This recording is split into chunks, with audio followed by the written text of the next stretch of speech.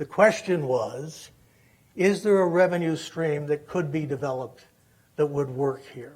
And we think the answer to that question is yes, okay? So our arguments in terms of the funding streams are pretty simple. It is that when jobs are not filled, public and private revenues are lost. It is possible to quantify the value of revenues lost when jobs are not filled. It is possible then to design recruitment incentives that would be financed with a relatively small portion of the public and private revenues generated when the job is filled. And what all of that took us to was that you've got two major kinds of populations. You've got people who are ready to work, okay?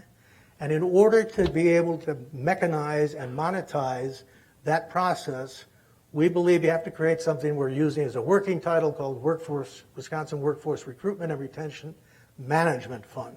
Every single hire turns into an investment opportunity to be overseen by this management fund.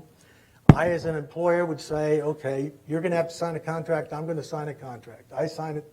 I'm good for the 10 grand. Okay, you're going to sign it. You have to stay here for 5 years and whatever other clawbacks need to go in the contract. We send that down to Madison. Madison takes a look at it. At the Revenue Department, they verify that we projected the tax payments that this person's going to make over the next 5 years accurately. Okay, and that we're only using with the direct. We're not using any of the indirect or induced, only direct. And as soon as they sign off it, then it goes to the investment fund. And if they say, okay, it's cleared all the way, you are good to go. Okay, and so that's the premise. I'm simplifying a little bit. The second category are people ready to learn.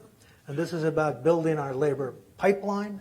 And in this case, we're looking at a bond mechanism. And again, I won't take a lot of time this morning other than say, that's what we're looking at in terms of mechanism. There is a third mechanism that we think is worth looking at, and that is community and regional economic development foundations, and there are models like that around the country, but again, time does not permit. So we're in this highly competitive market, but we're looking at a world where we get to say that it is possible to generate the revenues Wisconsin needs to fund a competitive workforce recruitment and retention effort and create new public and private revenues without raising existing taxes.